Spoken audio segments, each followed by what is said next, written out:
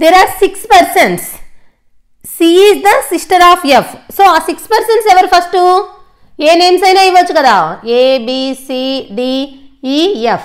6 persons ఉన్నారంట ఇప్పుడు ఒక ఫ్యామిలీలో.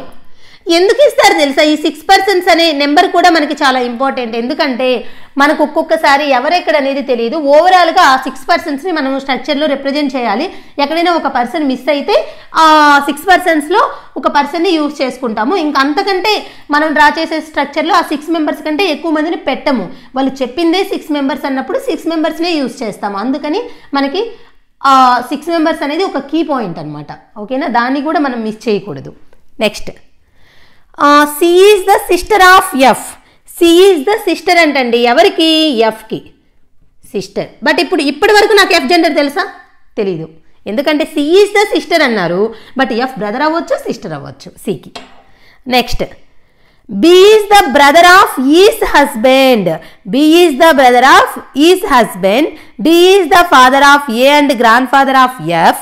సో ఇప్పుడు నాకు వెంటనే ఈ సి నుంచి నాకు లేదు కాబట్టి ఆ పాయింట్ నేను పక్కన పెట్టి తర్వాత నెక్స్ట్ మనకి B is the brother of E's husband అనేది పక్కన పెడుతున్నాను. D is the father of A and grandfather of F. D is the father of A and grandfather of F. అంటే ఇప్పుడు గ్రాండ్ ఫాదర్ అవ్వాలి కదా D, అందుకని నేను A ఇక్కడ పెట్టి దీని నుంచి D పెడుతున్నాను. Father of A and grand father of F. సరిపోయింది కదా. Next, there are 2 fathers, 3 brothers and a mother in the group. చూసారా ఇప్పుడు నాకు ఆ మధ్యలో B is the brother of E's husband అని అక్కడ పెట్టిన పాయింట్ అనేది ఎక్కడ పెట్టాలో అర్థం కాలేదు. చూసారా, నేను ఇప్పుడు దాన్ని ఇక్కడ రిప్రజెంట్ చేస్తున్నాను చూడండి. B is the brother of E's husband. ఇప్పుడు ఈ ఉంటే ఈకు ఒక హస్బెండ్ ఉంటే ఎవరో తెలియదు హస్బెండ్. ఓకేనా, వాళ్ళ యొక్క బ్రదర్ ఎవరు? B. ఓకే, ఆ పాయింట్ని నేను జస్ట్ రిప్రజెంట్ చేశాను చూడండి. B is the brother of E's husband. ఈ యొక్క హస్బెండ్ వాళ్ళ బ్రదర్.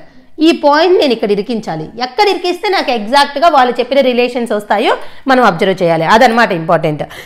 ఇప్పుడు నేను ఈ స్ట్రక్చర్ని ఇక్కడ పెట్టాలి. మొత్తం మీద పెడితే అక్కడ మనకి 2 fathers, ఒక మదరు, 3 brothers రావాలి. ఇప్పుడు ఇక్కడ అబ్జర్వ్ చేస్తే ఈ స్ట్రక్చర్ని ఎక్కడైనా పెట్టొచ్చు, ఇక్కడైనా పెట్టొచ్చు.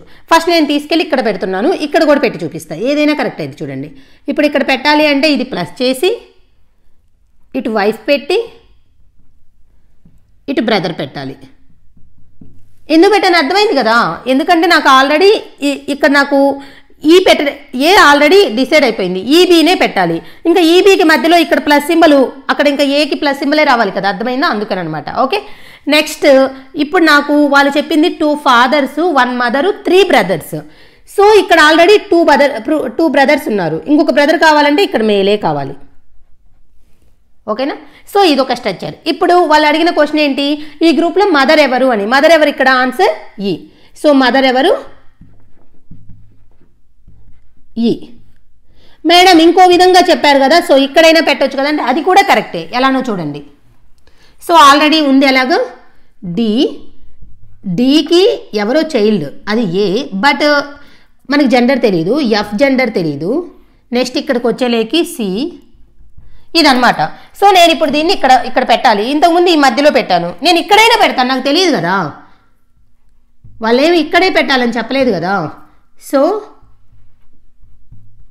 ఇది ఇప్పుడు దాని ప్రకారం నాకు 2 fathers రావాలి. ఇక్కడ ఒక ఫాదరే ఉన్నారు, ఇంకో ఫాదర్ కావాలి కదా, కాబట్టి ఇక్కడ నేను ప్లస్ పెట్టా. ఓకేనా, మళ్ళీ ఇక్కడ 2 brothers ఉన్నారు, ఇంకో బ్రదర్ కావాలి కదా, అందుకని ఇక్కడ ప్లస్ పెట్టా.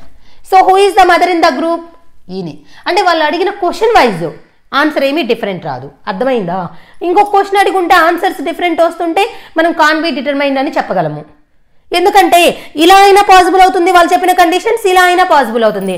వాళ్ళు only who is the mother in the group అన్నారు కాబట్టి ఇలా పెట్టినా మనకి ఆన్సర్ రైట్ అవుతుంది, ఇలా పెట్టినా ఆన్సర్ రైట్ అవుతుంది, సేమ్ ఆన్సర్సే వస్తున్నాయి కాబట్టి మనం ఎలా అయినా యూజ్ చేసుకోవచ్చు. బట్ వాళ్ళు అడిగిన క్వశ్చన్లో 2 స్ట్రక్చర్స్కి 2 డిఫరెంట్ ఆన్సర్స్ వచ్చాయంటే కాన్ బి డిటర్మైన్డ్ అని చెప్పాలి. ఎందుకంటే మనం ఇప్పుడు ఈ కండిషన్ ఇక్కడైనా పెట్టొచ్చు, ఎక్కడైనా పెట్టొచ్చు. వాళ్ళు చెప్పిన వైజ్ వాళ్ళకి మొత్తం మీద ఒక మదరు, 2 fathers, 3 brothers రావాలి. ఇలా పెట్టినా వస్తుంది కదా, ఇలా పెట్టినా వస్తుంది. అది మీరు థింక్ చేయాలి. ఓకేనా, సో ఇప్పుడు మన ఆన్సర్ ఏంటి? Who is the mother in the group? ఈ. ఓకే.